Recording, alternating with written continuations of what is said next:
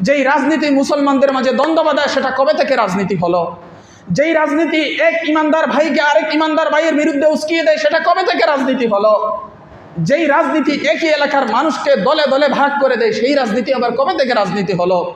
তোমরাই শব্দ বানিয়েছো, তোমরা নিজেরাই একে ভালো মনে করো না। যদি তোমরা তা ভালো মনে করতে, তাহলে মসজিদের খতিব যখন মিম্বারে বসে এই বিষয়গুলো আলাপ করে, তখন এই কথা বলতে না, মসজিদ কি রাজনীতির জায়গা? এর মানে তোমরা মনে করো মসজিদ পবিত্র জায়গা, আর রাজনীতি জিনিসটা খারাপ। এই খারাপ জিনিস মসজিদে আলাপ করা, এটাই তো মনে করো। এজন্যই তো প্রশ্ন উঠাও যে মসজিদ কি রাজনীতির জায়গা? তোদের নোংরা রাজনীতি আমাদের সাবজেক্ট নয়, তোদের নোংরা রাজনীতির বিরুদ্ধে আমাদের যুদ্ধ।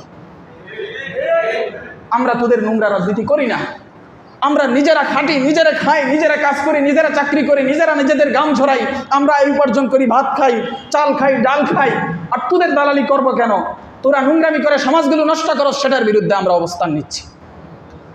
যদি নোংরামি ছেড়ে রাজনীতি করো, রাজ্য পরিচালনা করো, তোমাদের সাথে আমাদের কোনো দ্বন্দ্ব নেই।